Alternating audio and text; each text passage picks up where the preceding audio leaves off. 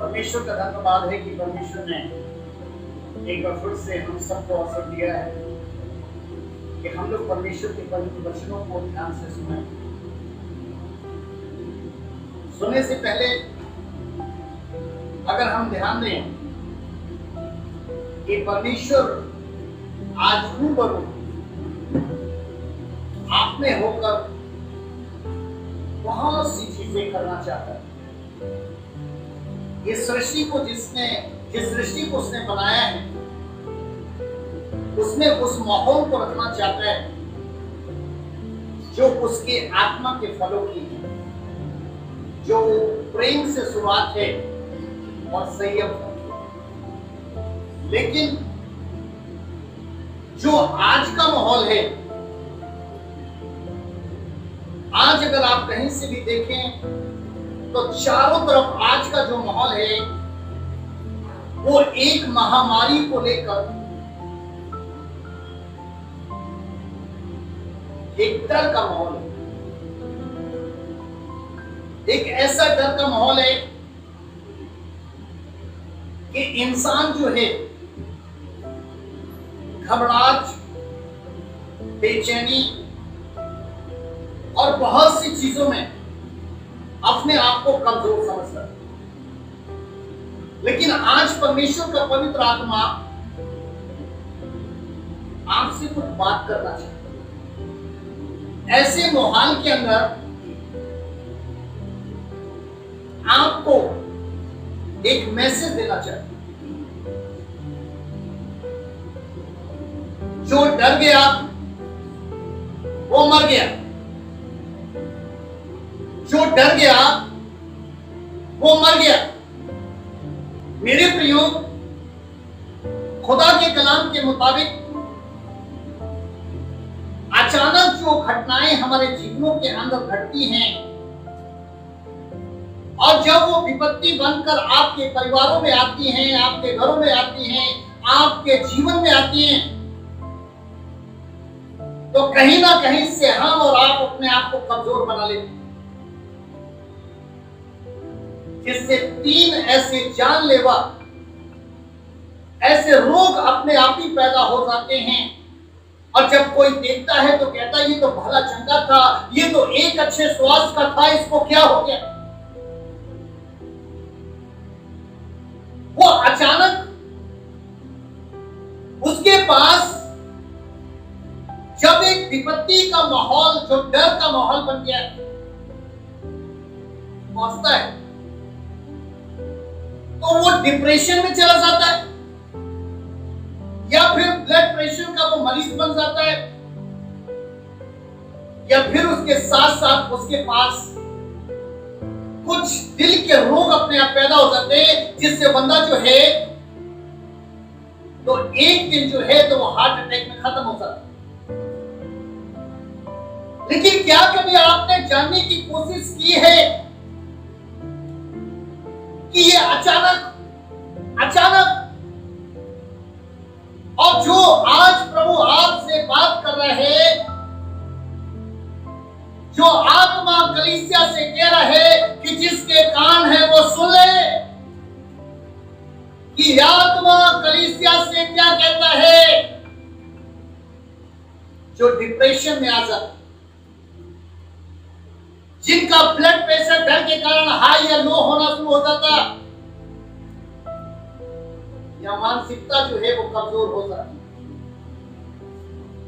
वो कहता है जो डर गया वो मर गया, जो डर गया वो मर गया। मेरे प्रियो,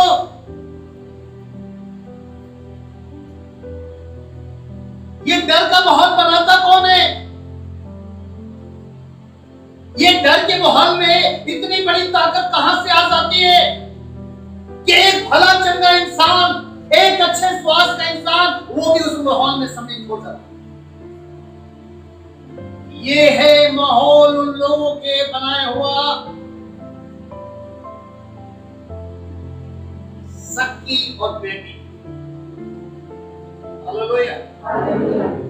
जब सक्की और बहनी किसी विपत्ति को आते हुए देखते हैं, किसी बीमारी को महामारी में देखते हैं, किसी घटना को दुर्घटना में देखते हैं, तो उस समय शक के तौर पर मेरा क्या हो, मैं जीऊंगा या मर जाऊंगा। थोड़ा सा कमजोरी आने पर, थोड़ी सी चीजें आने पर वो इतना कमजोर बना लेते हैं। लेकिन आज परमेश्वर का आत्मा कुछ कह रहा है कि जो लोग महामारियों को देखकर, चारों तरफ से शोर शराबे को सुनकर, या फिर टोना टुटका, तंत्र मंत्र इन्हें देखकर डर जाते, परमेश्वर का पवित्र आत्मा स्पष्टता से उनसे कह रहा है कि जो डर गया वो मर गया। अर्थात या मानो, अर्थात ऐसे हालातों में डरो मत, मनों में घबराहट, जल्दीबाजी, बेचैनी बनाकर मत रखो, वरन प्रभु यीशु मसीह पर विश्वास रखो, जो अपने वचन में कहता है, मत डर, मैं तेरे साथ हूं। सखी बहनी, जो अगर इस वचन पर भी, उस परमेश्वर के पुत्र के वचन पर भी अविश्वास प्रकट करते, उन्हीं के द्वारा एक डर का माहौल बनाया जाता है। जो वचन पर शक है, जो डर के प्रति 3000 प्रोमिसेस है, 3000 वादे हैं, उन पर शक करते हैं, उन पर बहस करते हैं कि ऐसे वक्त में मेरा क्या होगा। मेरे प्रियो, जरा जानिए आप कि जो डर है, ये अंधकार का ऐसा कब्र के समान गहरा कुआं है, कुआं जिसमें ज्यादा सोचने वाले जो एक अच्छा स्वास्थ्य में होते हैं, इसमें समा जाते हैं।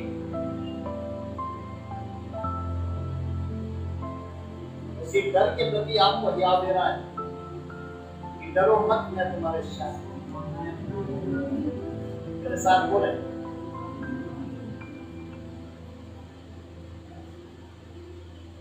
डरो मत, मैं तेरे साथ हूं। सारे लोग बोले, एक तरफ से आवाज आती है, जो डर गया वो मर गया, लेकिन आपके अंदर से आवाज आती है, क्या? डरो मत, मैं।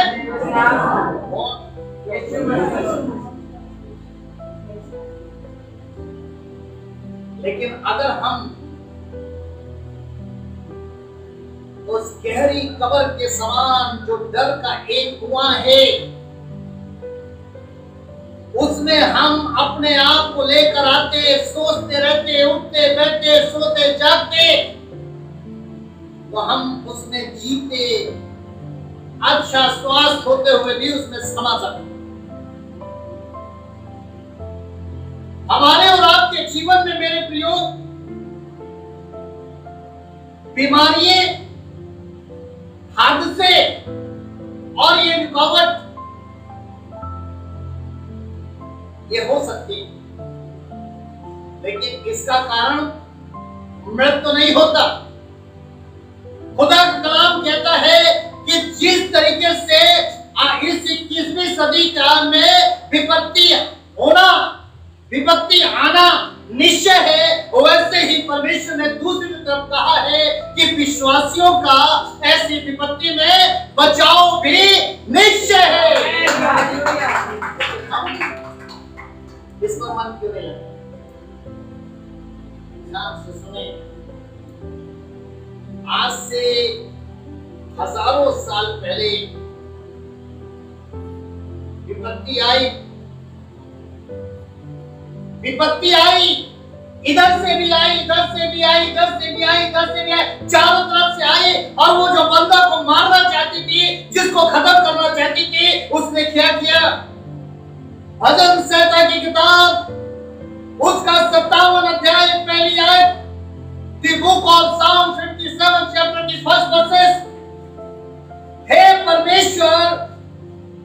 पर अनुग्रह कर, मुझ पर अनुग्रह कर, क्योंकि मैं तेरा शरणागत हूं। और जब तक ये विपत्ति निकल ना जाए, तब तक मैं तेरे पंखों तले शरण लिए रहूंगा। आमीन। हे मेरे परमेश्वर, मुझ पर अनुग्रह कर, मुझ पर अनुग्रह कर। जब तक ये विपत्ति हमारे पास से निकल ना जाए, तब तक मैं तेरे पंखों के तले शरण लिए रहूंगा।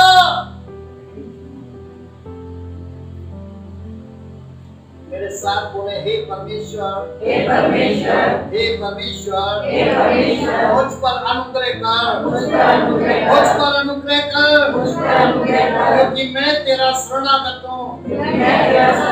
और जब तक ये विपत्ति निकल ना जाए, तब तक मैं तेरे पंखों के तले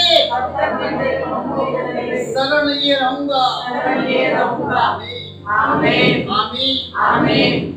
मेरे प्रियो, आज के समय में कोई भी व्यक्ति चारों तरफ अगर आप देखें तो विपत्तियों से बच नहीं पा रहा।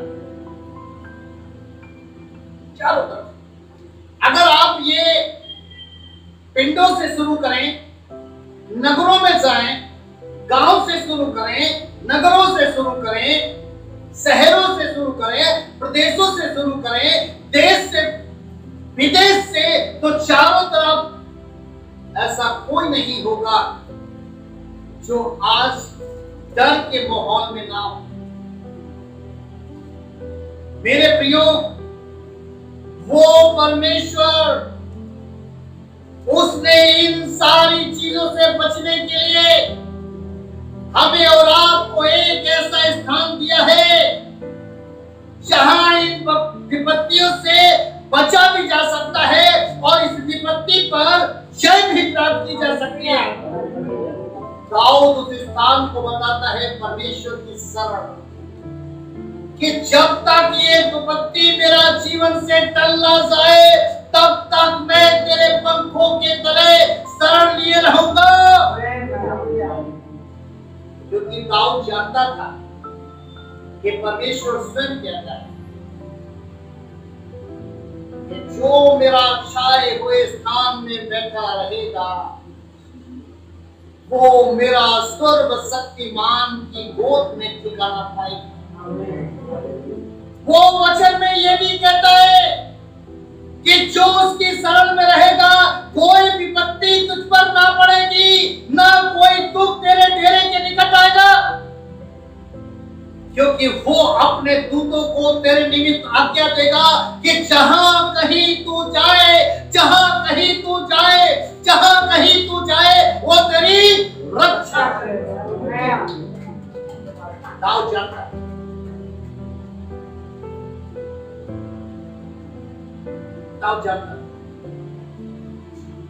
दाऊद जानता था कि उस राज्य का, उस देश का राजा साउल, जिसने दाऊद को जान से मारने के लिए अपने राज्य में एक घोषणा पत्र लागू कर दिया है कि जिंदा या मुर्दा, दाऊद को मेरा सामने लाया जाए। चारों तरफ से उसने अपने सिपाहियों को छोड़ दिया है। एक डर का माहौल उस वक्त चारों तरफ से बना है, क्योंकि दाऊद को चाहने वाले, दाऊद को प्रेम करने वाले, आप क्या कैसे बचे? राजा का हुक्म, ये किसी मनुष्य का नहीं है, किसी मंत्री का नहीं है, तो राजा का हुक्म है। Hallelujah, hallelujah, hallelujah. दाऊद जानता कि ऐसे हाल में, ऐसे माहौल में हमें मनुष्यों की शरण लेने से बेहतर परमेश्वर की शरण लेना बेहतर अच्छा होगा।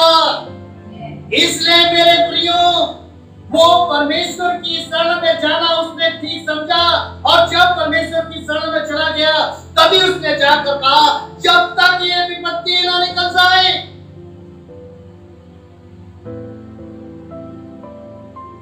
तो मैं तेरी शरण से बाहर नहीं आऊंगा। हालेलुया। आपके जीवन में कितना बड़ा डर हो, घबराहट हो, बेचैनी हो, उदासी हो, उसका वचन जो है वो आपको जीवन देने के लिए, मृत्यु से बचाने के लिए, उस दुख से निकालने के लिए आपको एक प्रतिज्ञा दे रहा है। आप उसकी प्रतिज्ञा पर विश्वास करते हैं? जरा हाथ उठाइए, ऐसे हाथ उठाकर रखिए। वो क्या प्रतिज्ञा दे रहा है? यशाया 41:10 में प्रतिज्ञा दे रहा है, मत डर, मत डर, मत डर, क्योंकि मैं तेरे संग हूं। इधर उधर मत ताक। ध्यान रखें, इधर उधर ताकना हम छोड़ें। विपत्ति के समय, दुख का समय, मनुष्यों की शरण लेने से बेहतर, प्रधानों की शरण लेने से बेहतर, राजा की शरण लेने से बेहतर परमेश्वर की शरण लेना बेहतर है। इसलिए परमेश्वर स्वयं कह रहा है 41:10 में, मत डर क्योंकि मैं तेरे संग हूं। इधर उधर मत ताक क्योंकि मैं तेरा परमेश्वर हूं। मैं तुझे दृढ़ करूंगा, मैं तेरी सहायता करूंगा, और अपने तेरे हाथ से मैं तुझे संभाले भी रहूंगा। Hallelujah, hallelujah, hallelujah. ये जो डर विश्वासियों के जीवन में आ जाता है ना, उसके प्रति इस वायदे को, इस वचन को भेजकर वो चंगा करना चाहता है। हालेलुया। अब आप प्रार्थना से ठीक होंगे या इस वचन से ठीक? वचन से। Hallelujah, hallelujah, hallelujah, hallelujah. ध्यान से सुने। मैंने भी रूह की आवाज को ध्यान से सुना। 3-4 बजे रात तक मैं सुनता रहा, और जो भी रूह की आवाजें थी मैं उन्हें अपनी कलम में कैद करता रहा। कहीं ऐसा ना हो कि वो डरने वाले विश्वासी, वो पासवान जो डर और भय का जीवन जी रहे हैं, उन तक डर के विषय में मैं मैसेज न दे पाऊं। क्योंकि जब सत्य का आत्मा आता है तो हमें स्मरण करवाता है। मेरे प्रियो, उसी आत्मा के द्वारा जो स्मरण करवाया गया, खुदा का कलाम कहता है, डर मृत्यु कैसे बनता है? डर मृत्यु कैसे बनता है? खाई रूपी कवर में कैसे ले जाता है? जरा ध्यान से सुने। सुनने के लिए तैयार हैं आप?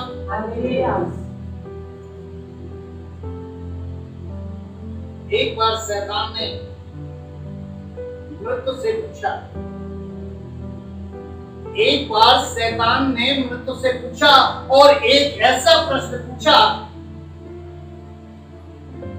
वो ये प्रश्न था कि मनुष्य के मिट्टी के घर में जिसमें परमेश्वर का डेरा है, उसमें तू कैसे प्रवेश कर जाती है?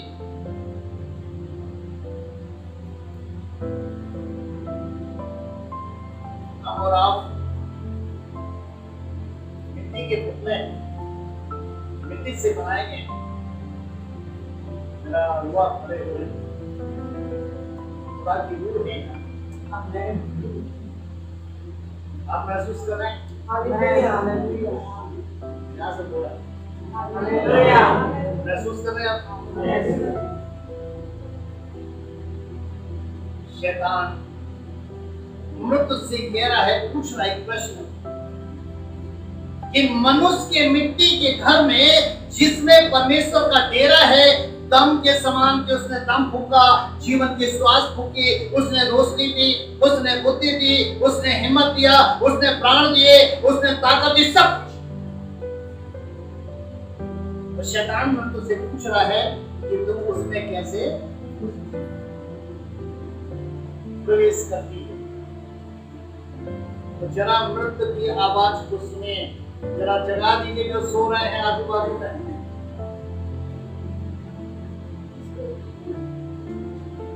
Hallelujah, hallelujah.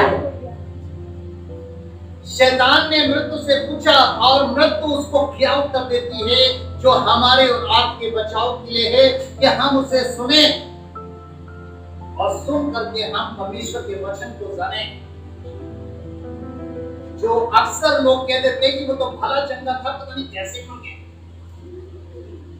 उसके पास तो पास्टर साहब कोई बीमारी नहीं थी, वो दुनिया का पहला और आखिरी नमूना नहीं था, व्यक्ति नहीं। हम और आप भी, खुदा का कलाम कहता है कि मृत्यु ने शैतान को बड़े अफसोस के साथ उत्तर दिया। और क्या उत्तर दिया, जरा ध्यान से सुने। वो उत्तर देती है, खुदा करे विश्वासियों का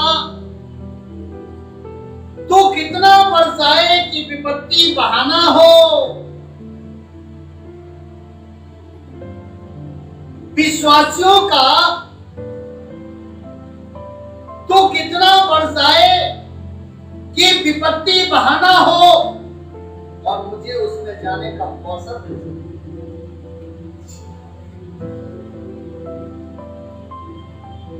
ऐसी चली जाती। लेकिन आप जानते हैं, आपको जानना है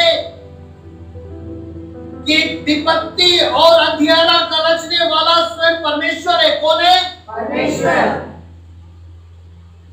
क्योंकि उसके बगैर अगर मृत्यु भी प्रवेश कर रही है, डर भी प्रवेश कर रहा है, अंधेरा भी प्रवेश कर रहा है, तो खुदा के कलाम के मुताबिक हमारे पास हमारा विश्वास है कि बगैर खुदा की मर्जी के पेड़ का एक पत्ता भी नहीं गिरता है। मौत बहाना हो और मैं उसमें प्रवेश कर सकूं। विश्वासियों का दुख इतना बड़ा हो कि उसे विपत्ति के समान लगे, मारेगा डर, विपत्ति नहीं, क्योंकि इस विपत्ति का रचने वाला, इस अंधेरे का रचने वाला वो स्वयं परमेश्वर है। यशायाह 45:7 में कहता है, मैं अंधेरा का बनाने वाला और अंधेरा का सृजनहार, उजाले का बनाने वाला मैं। अगर वो उजाला बनाता है तो उसके साथ में वो कहता है कि मैंने अंधेरे का भी सृजन किया है। आगे वो कहता है कि मैं शांति का दाता और विपत्ति को एक साथ बोले, विपत्ति को रचने वाला कौन है? अंधेरे को बनाने वाला कौन है? ये अंधेरा, ये विपत्ति, ये हमें नहीं मारती, क्योंकि ये जो है ये परमेश्वर ने इस शरीर पर रचा जरूर है, लेकिन मनुष्य को अपनी सकल, अपनी समानता, अपने स्वभाव, अपना दम, अपनी सांसें, अपनी रोशनी, अपनी इच्छा,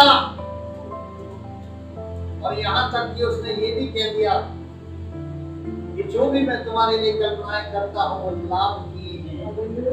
हालेलुया। उस अंधेरे को रचने वाला, उस विपत्ति को रचने वाला, आज मेरे प्रियो ये ठीक है कि मृत्यु ने शैतान से कहा कि विपत्ति बड़ी हो, इतनी बड़ी हो, एक बहाना हो, डर विपत्ति एक ऐसा बहाना हो कि मैं उसमें समा जाऊं। ये मान लीजिए ये सत्य है। ये मान के चलिए मेरे प्रियो कि आज अगर आपके पास आजू बाजू में जो विपत्ति होती है ये एक बहाना के समान है, ये तो ठीक है, लेकिन इस चीज को जानने की कोशिश कीजिए। परंतु विश्वासियों की मृत्यु, जो विश्वासी हैं उनके जीवन के अंदर मृत्यु पहुंच जाए, वो इसके लिए विपत्ति नहीं है। खुदा का कलाम कहता है परमेश्वर ने इस अंधियारे को और परमेश्वर ने इस विपत्ति को एक ऐसा बहाना बनाकर इस पृथ्वी पर भेजा है कि शैतान सोचता है कि मैं डर का माहौल बनाकर उसमें समा जाऊं।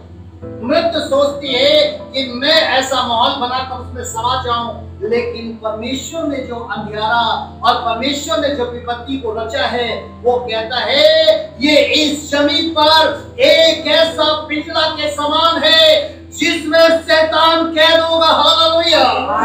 जिसमें शैतान कैद होगा, जिसमें पाप कैद होगा, जिसमें मृत्यु कैद होगी। ये वो पिंजरा विपत्ति नहीं बनाया गया। चोर चोरी करने कब आता? अंधियारा में क्यों उजियारा में? चोर को पकड़ने के लिए अंधियारा जरूरी है। हालेलुया।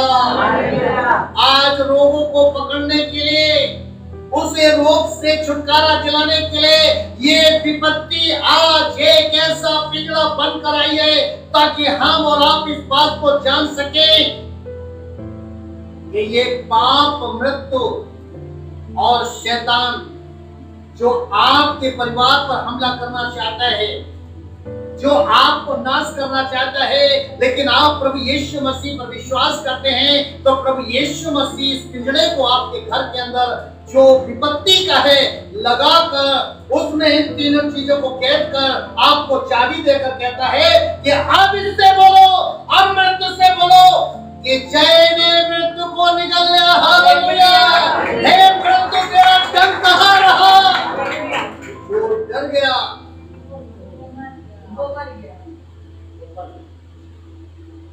और जो उसकी शरण में आ गया वो बच गया।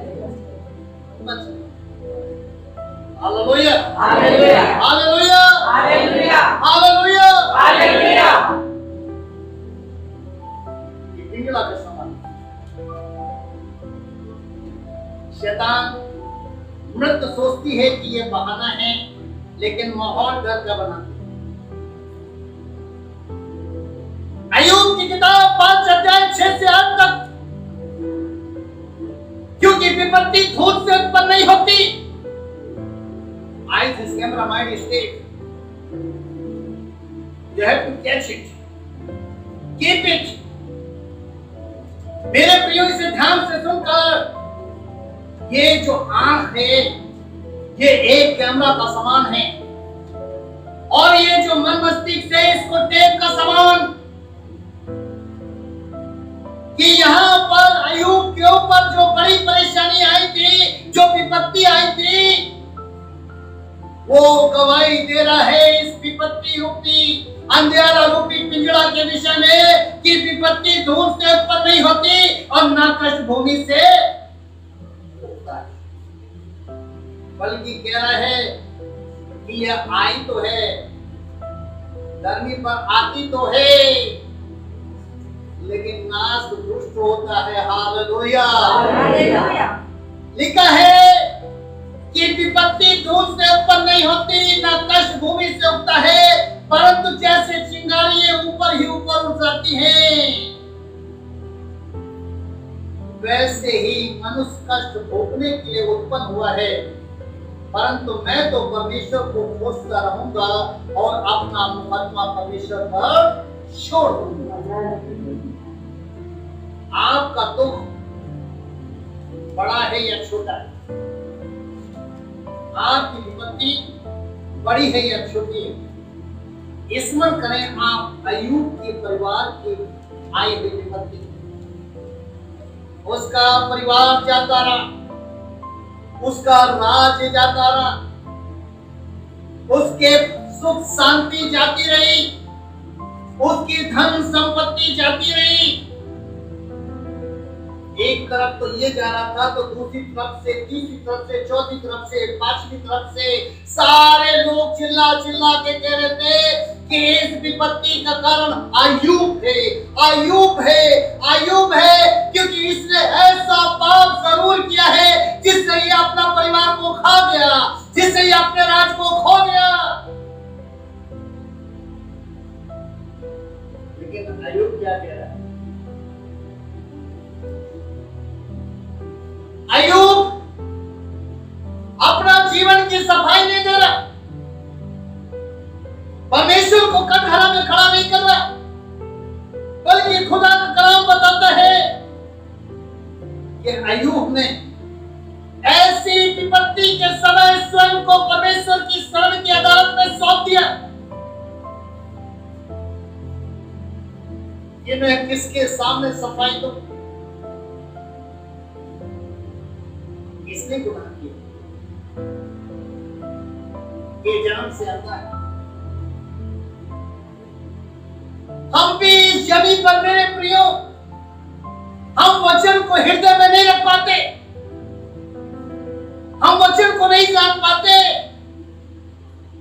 प्रार्थना, पास्टर जी प्रार्थना करो, भविष्यता जी प्रार्थना करो, ये आपकी वो रिक्वेस्ट है, वो जरूरतें हैं, वो चाहते हैं जो हम परमेश्वर तक पहुंचाते हैं, लेकिन वो उत्तर वचन भेज कर देता है। Hallelujah, hallelujah. अय्यूब ने कई सफाई नहीं। किसके सामने जाएगा मैं गरीब हो गया, किसके सामने जाएगा मेरा बेटा बेटी चले गए, किसका सामने जाएगा मेरा घर बार छीन लिया गया।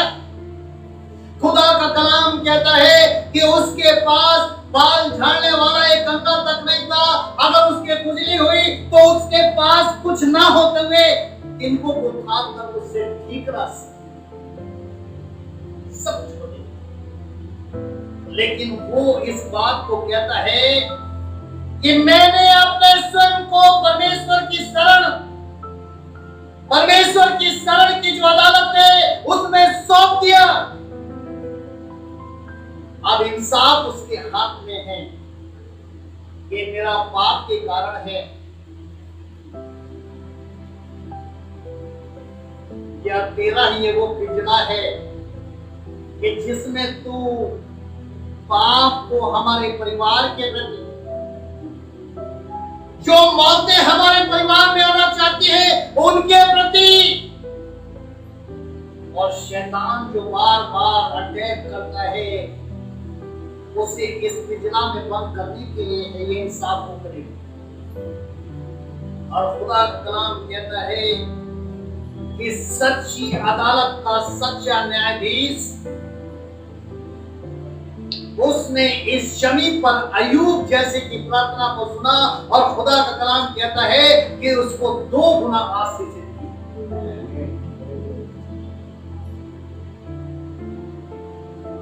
दो गुना। जो डर गया मर गया, जो शरण में आ गया वो बच गया। आज जो भी आपने खोया है, परमेश्वर की आत्मा यहां पर है मेरे प्रियो, वो आपको वचन में प्रॉमिस कर रही है, प्रतिज्ञा कर रही है यूब के समान कि जो भी आपने खोया है परमेश्वर पुनः उसे डबल करके वापस करेगा। Hallelujah, hallelujah. क्योंकि जैसे उसने अय्यूब की मदद की, आज वो आपकी भी मदद करना चाहता है। ये डर जो गहरी खाई है, गहरा कुआं, जो शक्ति और बहनी के द्वारा ऐसा माहौल बना दिया जाता है, परमेश्वर कह रहा है इससे हट करके वचन पर मन लगाओ, भविष्यवाणी पर मन लगाओ, इसमें से बाहर आसमान के जुए से बाहर आओ, दासता के जुए से बाहर आओ, क्योंकि विश्वासी का अविश्वासी के साथ क्या मेल जो फैलाएं। इसलिए कि अगर आप विश्वासी होंगे तो अविश्वासी को भी विश्वास में ला सकते हैं। हालेलुया। जिस 21वीं सदी में आप और हम हैं, हो सकता है कि आज हम चारों तरफ से नई नई महामारियां उत्पन्न होते हुए देख रहे हैं। मान लीजिए हम कोरोना की बात, जब तक वैक्सीन नहीं थी तो डर था, जब बन गई तो भी डर था। क्यों? एक कहता है लगवा लो तो दूसरा कहता लगवाना मत। परमेश्वर का आत्मा बोलता है, परमेश्वर का पवित्र आत्मा कहता है, हो सकता है कि आप और हम जिस 21वीं सदी में है, बहुत सी नई नई महामारियां होते देखें जिसकी मेडिसिन ना हो। और इसके साथ साथ ये हो सकता है कि बहुत से ऐसे नए नए कानून बने जो हमारे और आपके घर के काम। लेकिन विश्वास करें कि जो आपसे कह रहा है डरो मत, मैं तेरे साथ, वो वेदों का वेद है। मेडिसिन नहीं भी आई है तो भी वो वेदों का वेद है। आज हो सकता है कि हम ये कहें कानून हमारे हक में नहीं है, लेकिन स्वर्गीय कानून का जो आज आपका न्यायाधीश है वो आपके हक की ही बात करेगा मेरे प्रियो। वो आपके हक के लिए ही लड़ेगा। जहां कहीं तो जाए, मैं अपने दूतों को तेरे निमित्त आज्ञा दूंगा कि वो मेरी रक्षा करें। Hallelujah, hallelujah, hallelujah, hallelujah. 21वीं सदी के विषय में जब चारों तरफ से डर का माहौल बना हुआ है, विपत्ति, अंतिम समय, जरा ध्यान से सुने। दूसरा तिमोथी 3:1, दूसरा तिमोथी 3:1 में लिखा है, पर ये स्मरण रख कि अंतिम दिनों में कठिन समय। क्यों कठिन? इसलिए क्योंकि इसको सहना होगा, इसमें होकर गुजरना होगा। इसलिए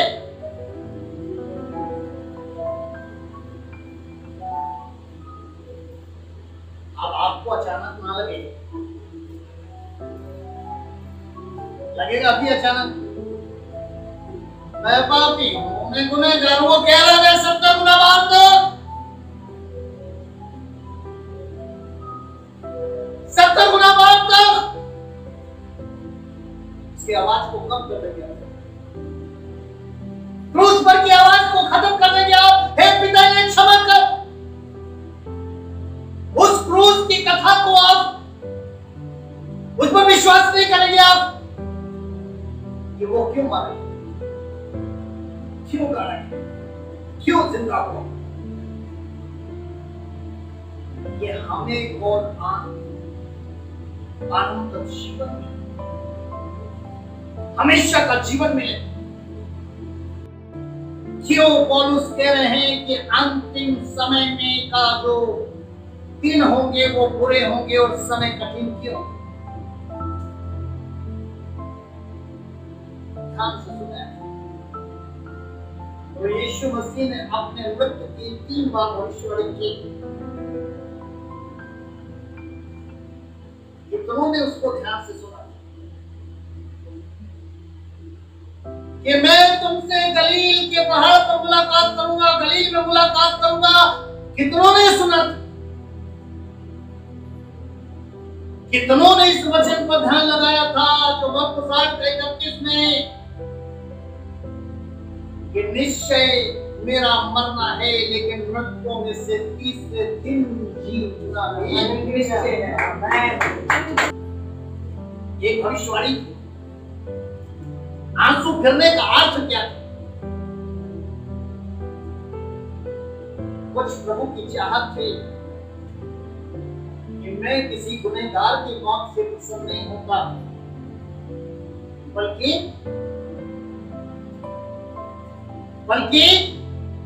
उसे नया जीवन मिले, उसे उद्धार मिले, उसे छुटकारा मिले, उसे क्षमा मिले, उससे मैं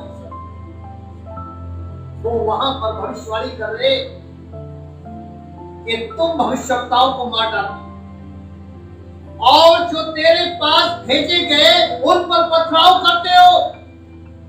मैंने कितनी बार चाहा कि जैसे मुर्गी अपने बच्चों को पंखों के तले छिपा लेती है, मैं भी तुम्हें और तुम्हारे बच्चों को अपने पंखों के तले छुपा लूं, परंतु तुमने ना चाहा।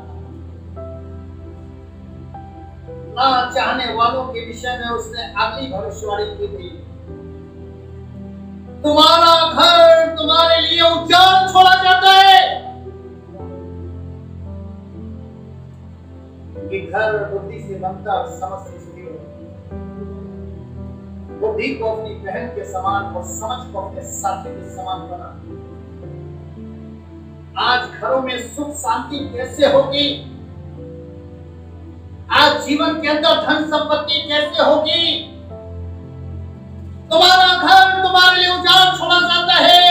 उन भविष्यवाणियों पर विश्वास न करने वाले, उन वचनों पर विश्वास न करने वाले, और जो पासवान इस जमीन पर ठहराए गए हैं, उनकी आज्ञा और अधीनता में अपनी आत्मिक जीवन की बढ़ोतरी को आगे न बढ़ाने वाले,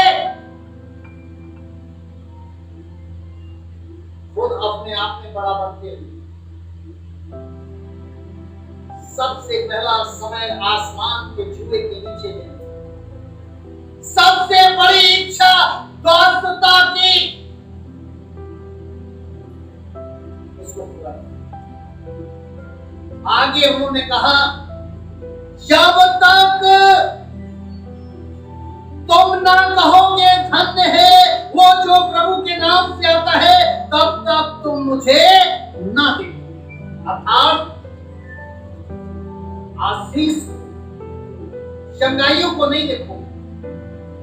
आज जो भविष्यवाणी जो इंसान विश्वासियों ने या पासवानों ने जीवन से भुला दी है,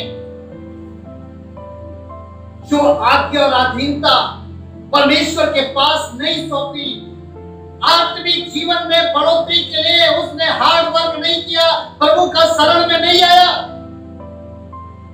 तो आज से वर्षों पहले ये भविष्यवाणी थी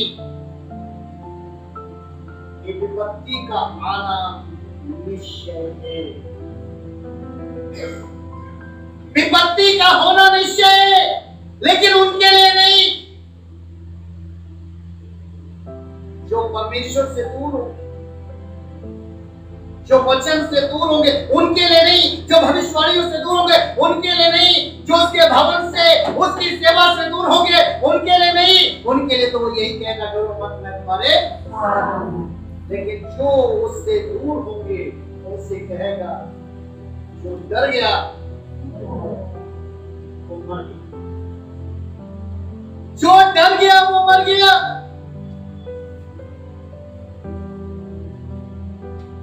मेरे प्रियो, आज आप परमेश्वर का पवित्र वचन सुन रहे हैं, आप समझ रहे हैं, आप जान रहे हैं कि जो पवित्र वास्तव की भविष्यवाणी है उससे दूर नहीं जाना है, उस पर मन लगाना है, उस पर विश्वास करना है, और जो आपके छुटकारे के लिए, आपके क्षमा के लिए, आपके उद्धार के लिए जो यीशु मसीह की वाणियां हैं उस पर भी ध्यान लगाना है।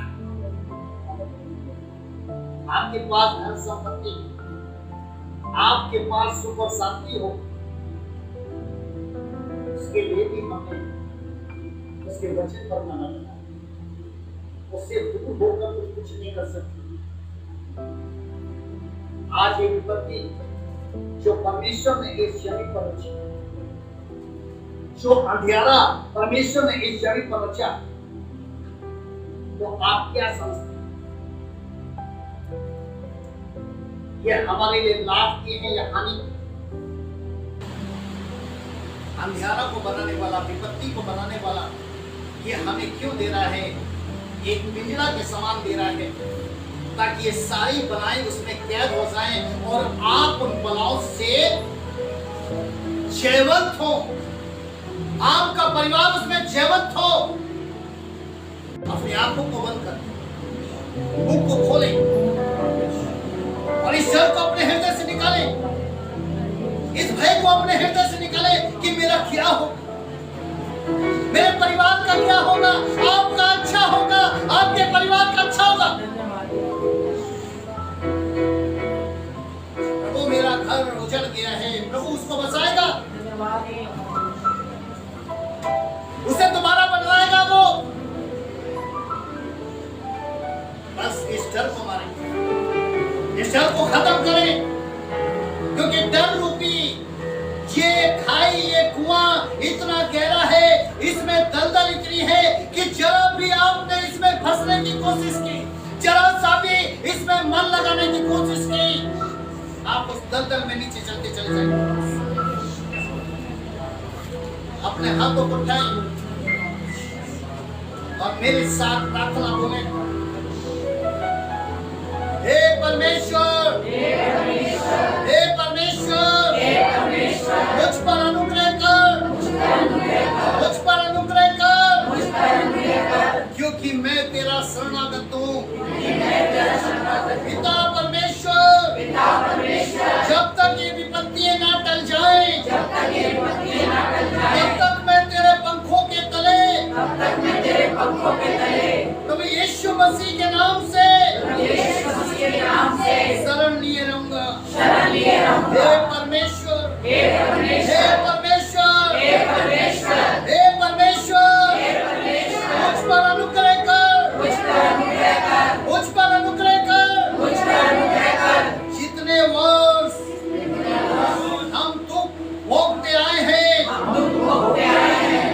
उतने वर्ष का हमें आनंद दे, हमें आनंद दे, आमीन, आमीन, आमीन, आमीन, आमीन। अपने हृदय को से सुन, जो हृदय की आवाज से उस तक पहुंची और वो आपके हृदय को शांति से भरने के लिए जा रहा है, अपनी आशीष के द्वारा, अपनी चंगाई के द्वारा। अपनी आंखों को बंद करें। यदि आज जो लोग लाइव इस प्रोग्राम को देख रहे हैं, मैं आपसे भी कहना चाहता हूं कि आपने भी अगर हमारे विशेष प्रार्थना को बोला है कि हे परमेश्वर मुझ पर अनुग्रह कर, हे परमेश्वर मुझ पर अनुग्रह कर, क्योंकि मैं तेरा शरणागत हूं, और जब तक ये विपत्ति मेरा जीवन से ना टल जाए, तब तक मैं तेरे पंखों की आड़ में बसा रहूंगा।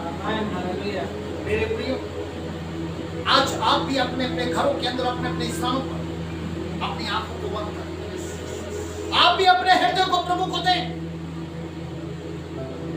सबका परमेश्वर जहां जहां पर भी आप भारत के जिन जिन प्रदेशों में है, वहां वहां पर इस समय के अंदर परमेश्वर का आत्मा आपके मध्य में, आपको आशीष देने के लिए जा रहा है, वो आपको चंगाई देने के लिए जा रहा है। क्योंकि निश्चय जो आज आपने प्रार्थना दोहराई है, उसको उसने सुना है। आज इसको रिसीव, वो आपको नया जीवन देता है, रिसीव करें। वो आपको धन संपत्ति देता है, इसे रिसीव करें। आप आपके परिवारों में सुख और शांति देता है, इसे रिसीव करें। प्रभु यीशु मसीह के नाम से रिसीव करें और अपने हृदय में रिसीव करते हुए बोले, मैं रिसीव करता हूं, यीशु मसीह के नाम में रिसीव करता हूं, यीशु मसीह के नाम में रिसीव करता हूं।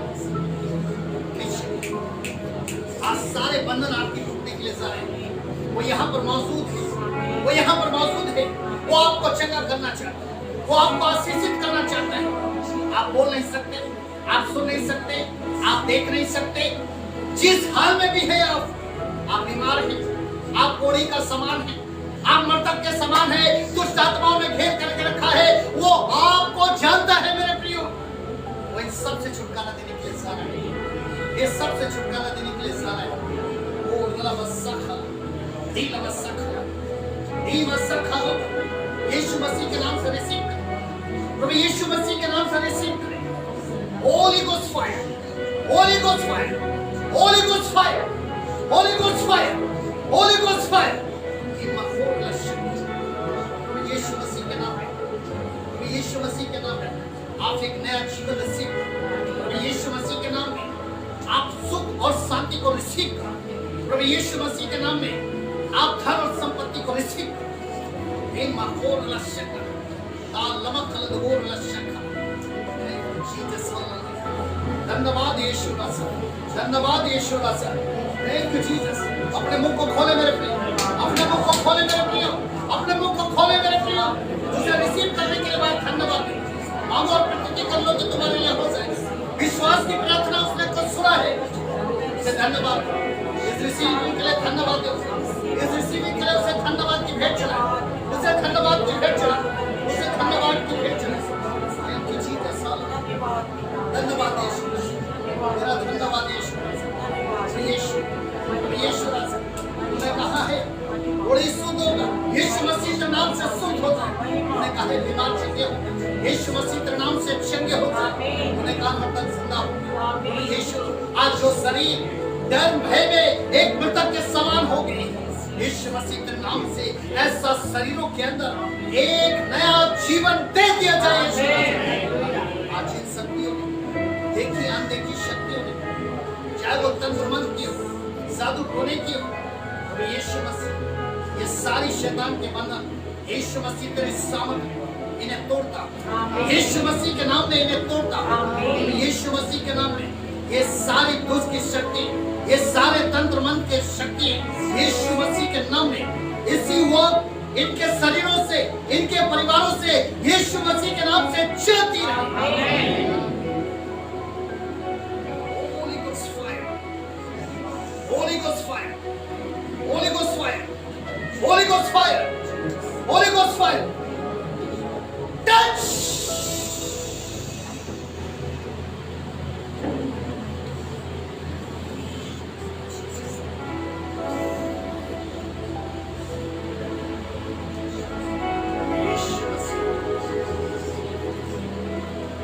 यीशु मसीह ने हमें चंगा किया है,